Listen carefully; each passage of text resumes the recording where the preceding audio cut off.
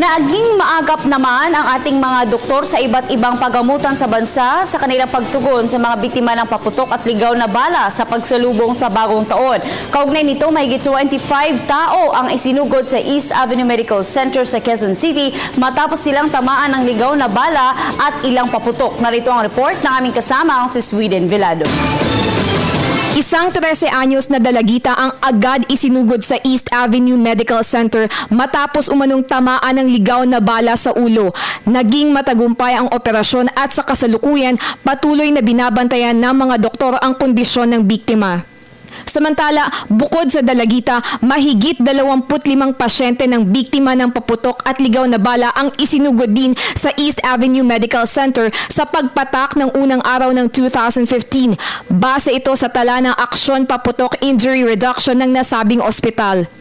December 22, 2014 pa lang, nagsimula ng dumagsa ang biktima ng iligal na paputok sa East Avenue Medical Center at dakong alas 3 ng madaling araw ng January 1, umabot sa mahigit 40 ang bilang ng mga nabiktima ng paputok. Pinakamarami ang naputukan ng Piccolo at Quitis. Ang iba, natalsikan ng luces habang hindi pa matukoy kung anong uri ng paputok ang tumama sa ibang pasyente. Yung mga unknown kasi na nakalagay, hindi din kasi alam ng mga magulang o nung biktima mismo anong klaseng paputok yung tumama sa kanila.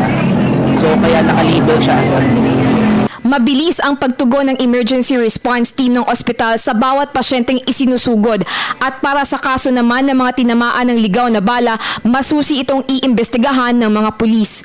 Payo naman ng doktor mula sa East Avenue Medical Center. Papayo namin kasi kahit maliit lang yung sugat nila pero kung sanhi ito ng paputok, maganda na madala sila sa isang health facility or hospital kasi hindi naman nila ma-assess kung may magkakaroon ng teta or hindi. So para mabigyan sila ng tamang lunas, may injectionan sila ng mga anti-tetanus para ma-prevent yung infection. Para sa Telebisyon ng Bayan, ako si Sweden Velado.